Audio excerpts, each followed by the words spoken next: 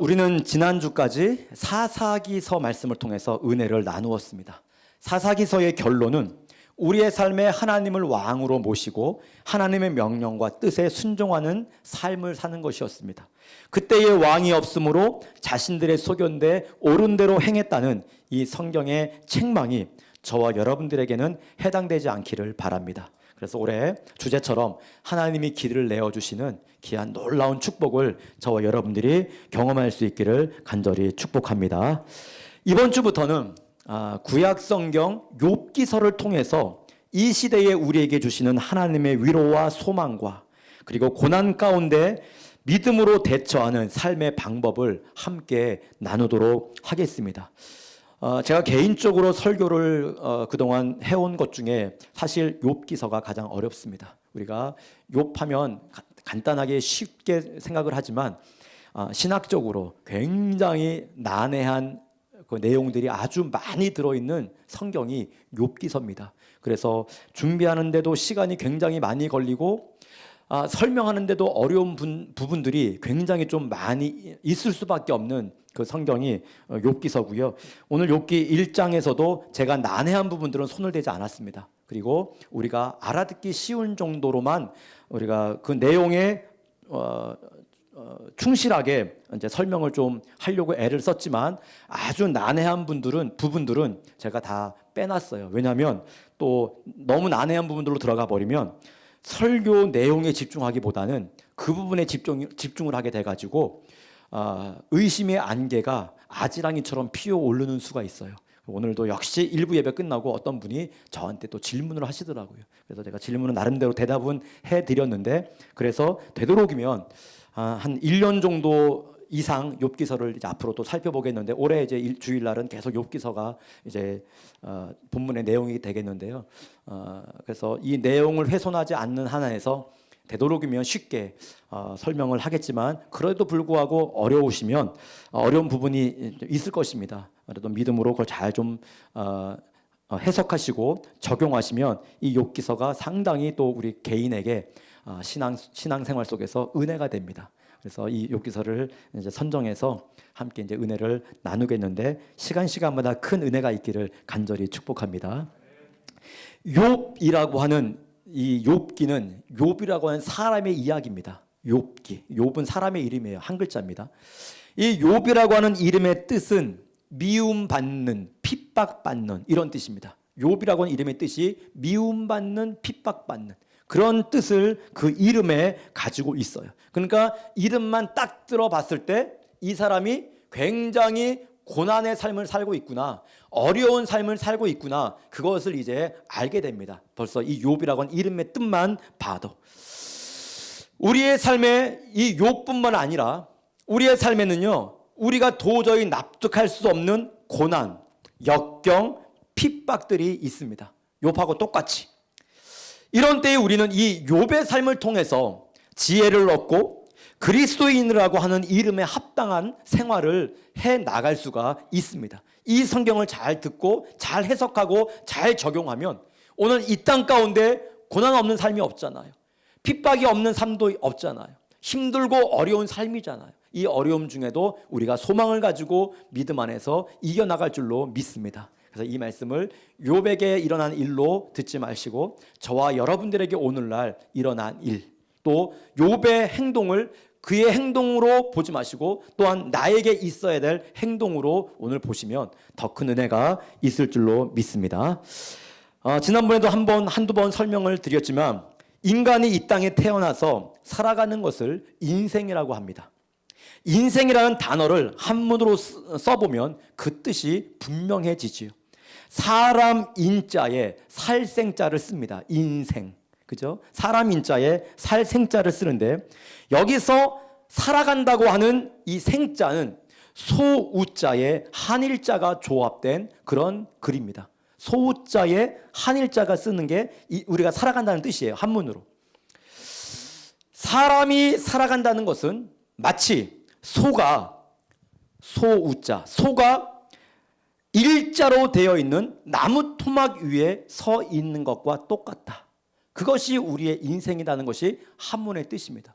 생각해 보십시오. 거대한 네 발 가진 소가 나무 일자로 된 나무 좁은 토막 위에 그 네 발을 얹고 서 있다고 생각해 보십시오. 서 있는 것도 기적이죠. 얼마나 불안불안합니까? 얼마나 위태롭습니까? 얼마나 간들간들합니까? 언제 그 나무 토막 위에서 발 하나가 떨어질지 모르고 삐끗해가지고 그 몸이 바깥으로 떨어질지 몰라요. 이것이 뭐예요? 우리의 인생, 인간의 인생이라는 것이요. 이렇게 위험스럽고 위태롭고 언제 어떻게 무슨 일이 일어날지 모르는 것이 인간의 생애라는 것입니다. 인간이 살아간다는 것 자체가 고난이지만 근본적으로 불안한 존재가 또한 인생이라는 겁니다. 성경이 핵심적으로 반복하며 언급하는 것도 바로 이것이에요. 인간은 불안하다. 인간은 불완전하다. 성경의 핵심이 그러므로 그 인생은 반드시 하나님을 의지해야 된다. 이것이 성경의 총 핵심이겠죠. 성경은 인간이 고난을 당하며 이 땅에 살아가는 그 가장 큰 이유를 무엇 때문이라고 말씀합니까? 예, 한 글자? 죄. 떡국을 너무 많이 드셨나? 예, 오늘. 인간이 이 땅에서 고통을 받고 고난을 받고 살아갈 수밖에 없는 이유는 뭐 때문이다? 죄. 이것은 부인할 수 없는 성경의 진리입니다. 죄 때문에 인간이 고통을 당했죠. 그 시초가 누굽니까? 아담과 하와죠. 아담과 하와의 죄 때문에 이 인간들이 이렇게 힘들고 어려운 생애를 살아갈 수밖에 없는 것. 이건 불변할 수 없는 진리입니다. 성경이 말씀하시는. 자, 그런데 여기서 인간의 모든 고난이 그렇다면 100% 꼭 죄에서 왔다는 것으로만 본다면 인간의 삶이 너무 제한적이에요. 너무 불행해요. 너무 재미가 없습니다. 물론 근본적인 그 위의 핵심은 인간의 고통은 죄 때문이죠. 오늘 내가 어렵게 사는 것도 근본적으로 아담과 하와가 지은 죄 때문입니다. 물론 맞습니다. 그런데 오늘 내가 살아가면서 닥치는 모든 환난과 역경과 고난도 그렇다면 오늘 내가 지은 죄 때문이냐? 100%. 욥기는 그렇지 않다는 것을 우리에게 또한 말씀해 주십니다. 예를 들어서 오늘 우리가 이 이분법적인 신앙생활, 선이냐 죄냐, 하나님이냐 사탄이냐 딱 나누어서 흙과 백으로 거기에 사로잡혀서 신앙생활을 하면 뭐 이런 경우가 생기겠죠. 길 가다가 걸려서 그만 넘어졌습니다. 언뜻 드는 생각, 무슨 생각하시죠? 오늘 내가 무슨 죄를 지었지? 100% 그러지 않습니까? 가정에 무슨 일이 생겼어요.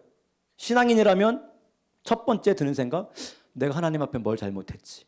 맞습니까? 안 맞습니까? 맞죠. 이게 틀린 생각은 아닙니다. 근데 여기에 사로잡혀 있으면 불행합니다. 신앙생활하는 게. 아이가 우리 가정의 아이들이 공부를 열심히 합니다. 공부하는 이유가 뭐죠?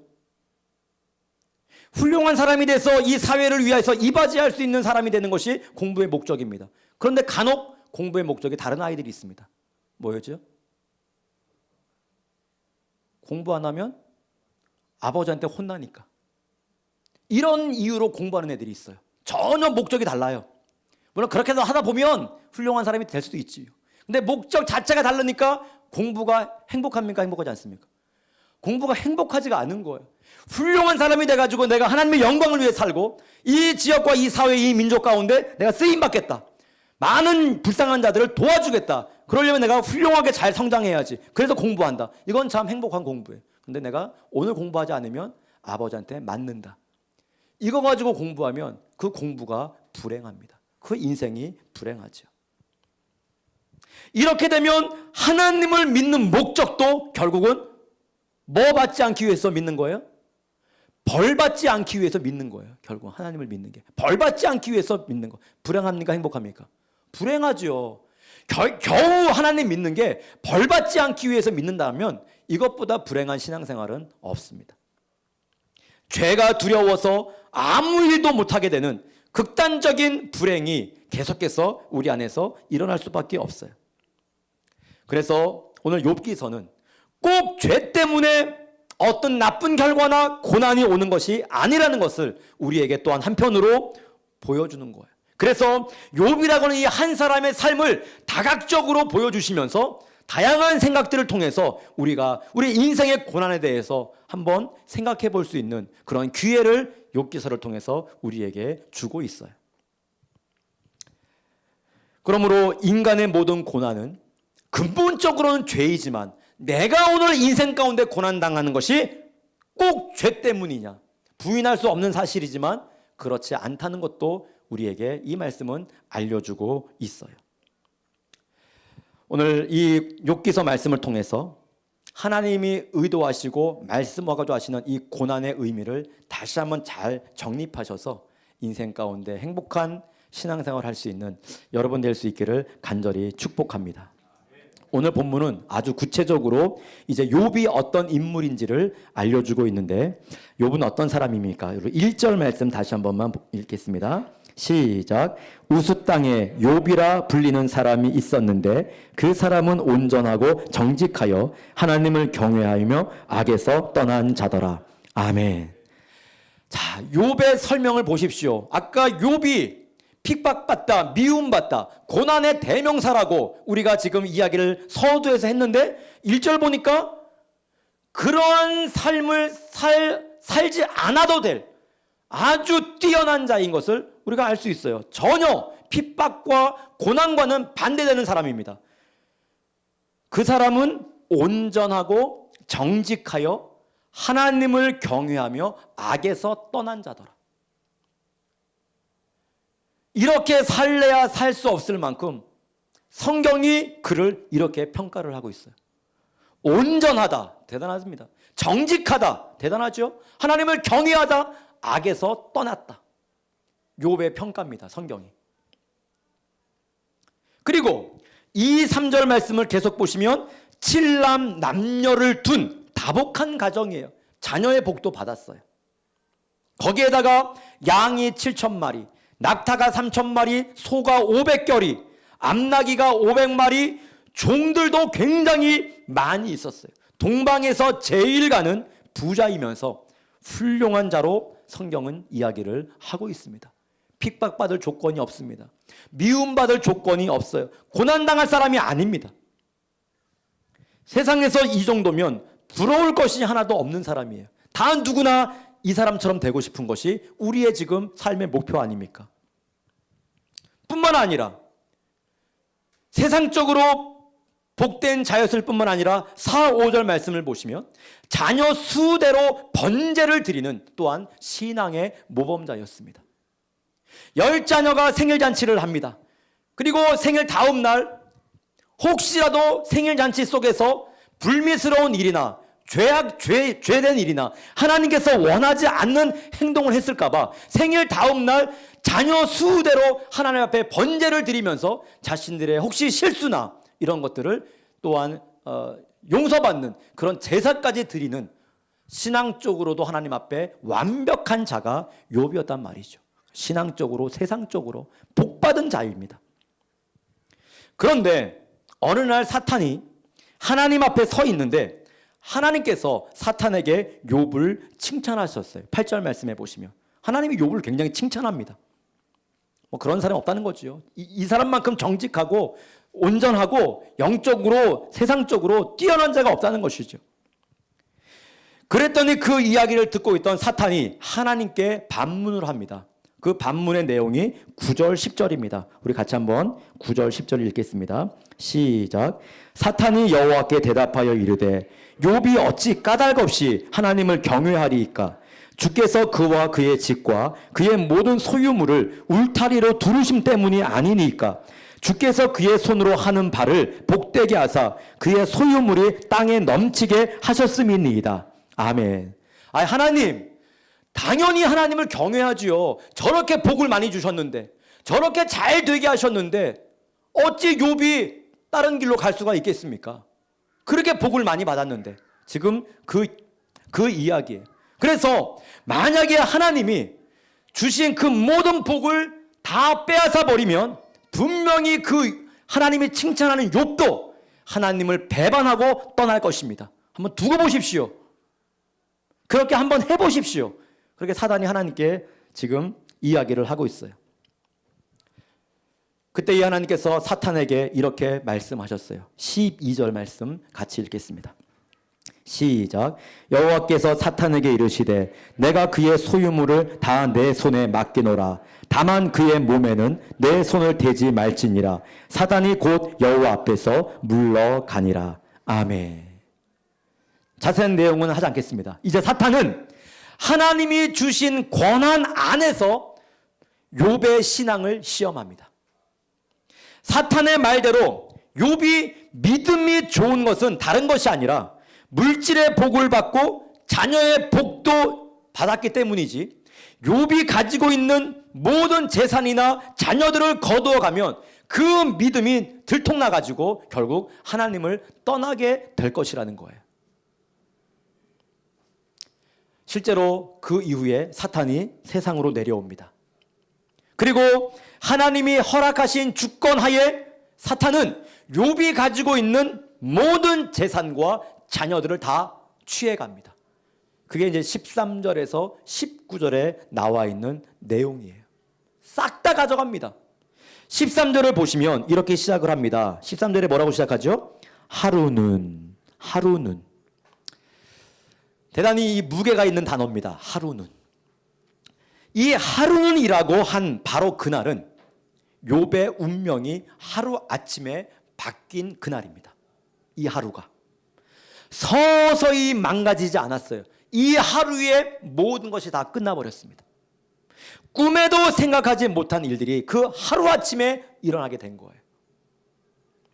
그날은 욥의 자녀들이 마지의 집에 모여서 잔치하는 날이었습니다.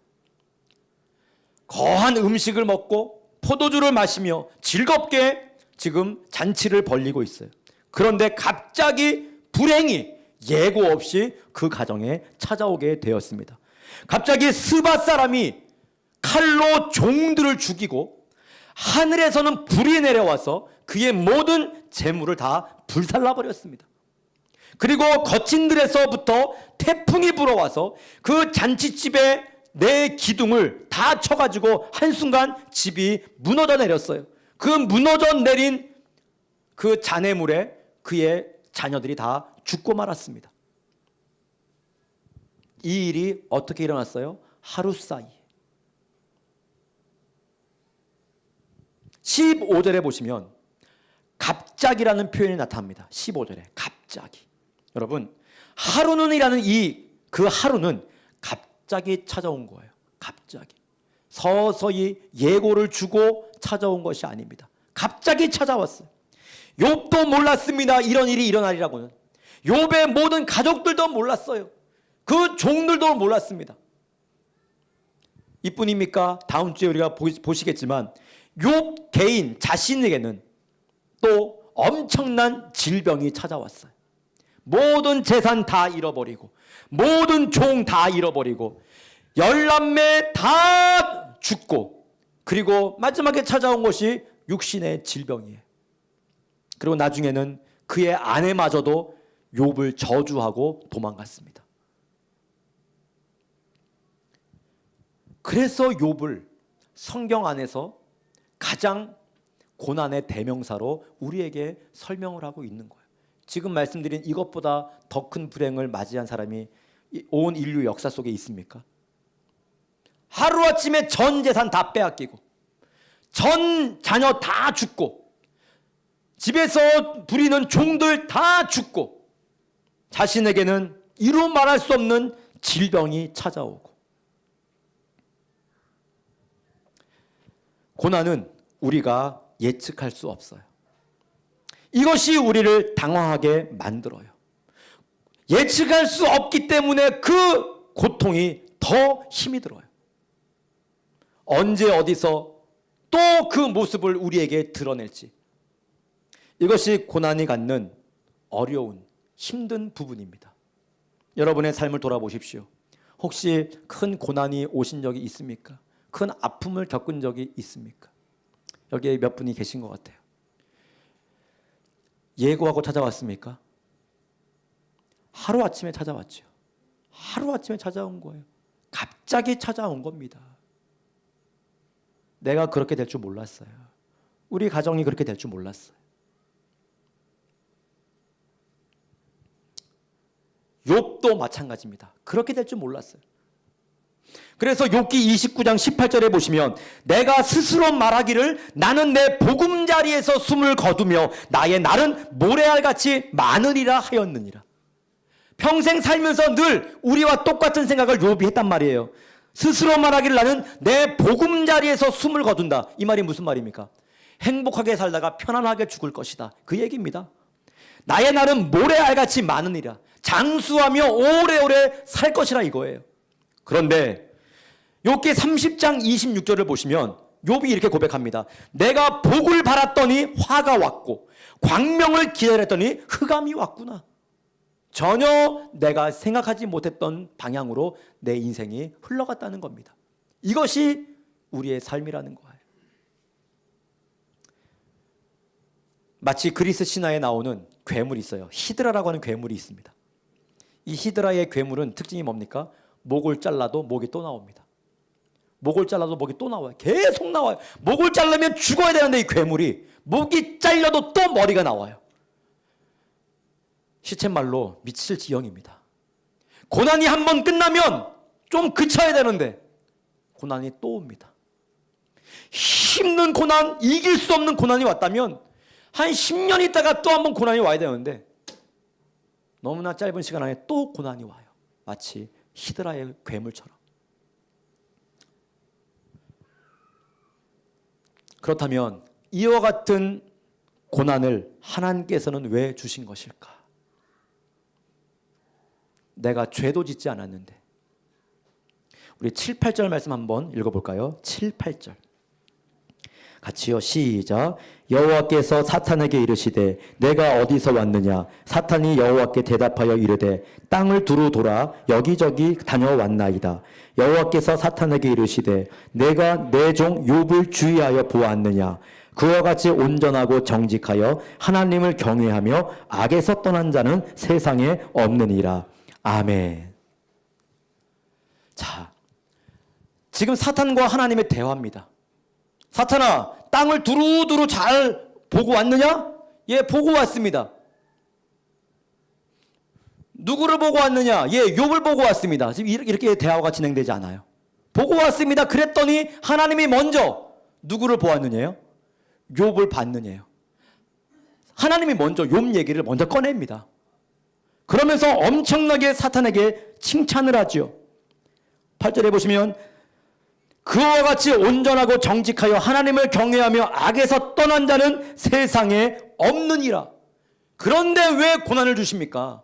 그런데 왜 고통을 주시는 거예요? 그런데 왜 그에게서 행복을 다 빼앗아 가시는 거예요? 이런 칭찬을 하시고 이렇게 인정하는 자인데, 이렇게 하나님 앞에 사랑스러운 자인데 이해가 되지 않습니다. 하나님께서는 오늘도 죄 문제가 아닌 하나님의 영광을 위해서 우리에게 고난을 주시기도 합니다. 하나님의 영광을 위해서. 신약성경에 예수님의 제자들이 예수님께 묻습니다. 예수님, 저가 왜 저렇게 됐습니까? 라고 물었을 때 그들이 하는 말이 저 아버지가 죄가 많아서 그렇습니까? 아니면 저 사람이 죄가 많아서 그렇습니까? 그때 주님께서 뭐라고 말씀하셨어요? 그 아버지의 죄도 아니고 저의 죄도 아니고 뭐 때문에? 하나님이 영광을 받으시려고 저가 지금 저렇게 됐다는 겁니다. 죄 때문에 고난이 왔습니까? 아닙니다. 주님도 말씀하십니다. 하나님의 영광을 위해서 그렇게 됐다는 거예요. 자, 과연 그렇다면 사탄의 말대로 그 모든 것들을 다 빼앗으면 욥이 하나님을 배반하고 사탄의 말대로 떠날까요? 아니면 하나님의 바람대로 모든 재물과 자식들을 잃어버린 욥이 하나님을 배반하지 아니하고 영광을 돌렸을까요? 우리가 잘 알듯이 20절, 21절 같이 읽겠습니다. 20절 시작. 욥이 일어나 겉옷을 찢고 머리털을 밀고 땅에 엎드려 예배하며 이르되 내가 모태에서 알몸으로 나와 싸운즉 또한 알몸이 그리로 돌아가올지라. 주신 이도 여호와시요 거두신 이도 여호와시오니 여호와의 이름이 찬송을 받으실지니이다 하고. 아멘. 사단의 바람대로 되지 않았어요. 하나님의 바람대로 된 거예요. 여러분, 믿음이란 결국 무엇입니까? 극한 시련을 닥칠 때 나타나는 결과물입니다. 믿음, 우리가 흔히 교회 안에서 믿음 합니다. 편할 때의 믿음은 믿음이 아닙니다. 편할 때의 믿음은 믿음의 실체가 아니에요. 물질의 복을 받을 때의 그 믿음은 믿음의 실체가 아닙니다. 하나님 앞에 내어놓을 수 있는, 사람들에게 인정받을 수 있는 믿음은 바로 고난 가운데 나타나는 믿음입니다. 그것이 내 믿음이에요. 내 믿음의 실체예요.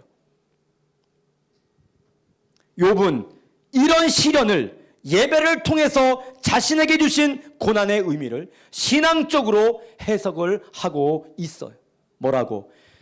우리의 인생 빈손으로 왔다가 빈손으로 가는 것이라는 겁니다. 내가 빈손으로 와서 가지고 있는 모든 것 하나님께서 주신 것이기 때문에 하나님께서 가져가시는 것도 이상한 일이 아니라는 거예요. 내가 받아들이겠다는 겁니다. 이것이 지금 20절, 21절의 욥의 고백이에요. 이 고백 안에는 어떤 의미가 있습니까? 내 삶의 주인은 하나님이라는 의미가 있어요. 사사기와 똑같아요. 내 삶의 주인은 하나님입니다. 주님이 주시기도 하시고 거두기도 하신다는 겁니다. 주님께서 주고 싶으면 주시는 거고 가져가시면 가져가시는 거예요. 왜? 그분이 나의 주인이니까. 그렇습니다. 지금 여러분들이 가지고 있는 모든 것들이 내 것이 아니라 하나님이 주신 것으로 믿고 있다면 그것을 취하여 가시는 분도 하나님이심을 믿어야 됩니다. 그런데 현실은 그렇지 아니죠. 가지고 있는 것을 취하여 가시면 하나님을 원망합니다. 불평합니다. 심지어는 하나님을 저주하고 떠납니다. 믿어봐야 별 볼 일 없다는 겁니다. 욥도 이런 갑작스러운 고난을 당할 때 처음에는 인간적인 고뇌를 표현할 수밖에 없었겠죠. 그러나 결국은 엎드려 예배함으로 자신에게 온 이 고난을 믿음 안에서 해석을 하고 있어요. 주님을 나의 주인으로 왕으로 이 로드십을 지금 제대로 정립을 하고 있다는 것입니다. 그 결과의 말씀이 22절에 나와 있어요. 같이요. 22절 시작. 이 모든 일에 욥이 범죄하지 아니하고 하나님을 향하여 원망하지 아니하니라. 아멘. 믿음 생활 잘하다가도 조금 무슨 일이 생기면 하나님의 범죄합니다. 전혀 엉뚱한 사람이 돼버려요. 욥은 엄청난 재산입니다. 그 당시 동방에서 가장 부유한 사람이었어요. 종을 수도 없이 많이 거느린 사람이었습니다. 영적으로 육적으로 더 이상 복을 받을 수 없는 엄청난 사람이었어요. 갑자기 하루에 그것을 다 잊어버렸어요. 온몸에 질병이 나와가지고 기와장을 끌어내가지고 자신의 몸을 긁어야지만 조금 시원할 수밖에 없는 그런 엄청난 가려움증에 시달려야만 했던 사람이었습니다. 그런데도 불구하고 이 모든 일에 욥이 범죄하지 아니하고 하나님을 향하여 원망하지 아니했다는 겁니다.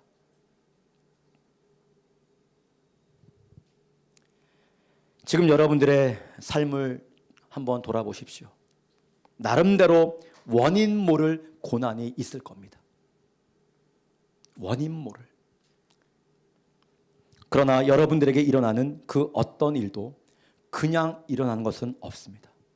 물론 근본 원인은 성경은 죄라고 말씀합니다. 그러나 오늘 욥기를 보면 하나님께서 인정하신 믿음을 가진 욥에게도 이러한 일들이 일어났어요. 그렇다면 오늘 우리가 욥기를 통해서 이해해야 되는 고난의 의미는 무엇입니까? 그 고난 속에서 내가 취할 신앙의 태도는 무엇이어야겠는가? 하나님의 바람이어야 되는가? 사탄의 바람이어야 되는가? 저는 오늘 이 욥기 아까 8절 9절 말씀을 통해서 도전을 많이 받았어요. 개인적으로. 야, 얼마나 하나님이 자신이 있으면 사단에게 욥을 내어주셨을까? 한번 시험해 보라고. 그런데 그 바람이 역시 헛되지 않았어요. 하나님, 제가 묵상하면서 그랬어요. 나도 욥같이 하나님의 바람에 헛되지 않는 인생이 되게 해주십시오. 누구에게나 자랑하고 싶은, 누구에게나 나타내고 싶은 그 하나님의 사람이 되게 해주십시오. 틀림없다. 저 사람이면 틀림없다. 인정받을 수 있는 그 사람이 되게 해주십시오. 지금 하나님이 사탄에게 욥을 자랑하고 있어요. 8절 9절에 자랑. 너 욥 보고 왔냐? 얼마나 정직하고 순전하고 나를 예배하고 나를 경외하는 자인 줄 너는 모를 거야. 그런 하나님이 기대하시는 신앙생활 할 수 있기를 간절히 축복합니다. 오늘 고난이 왔습니까?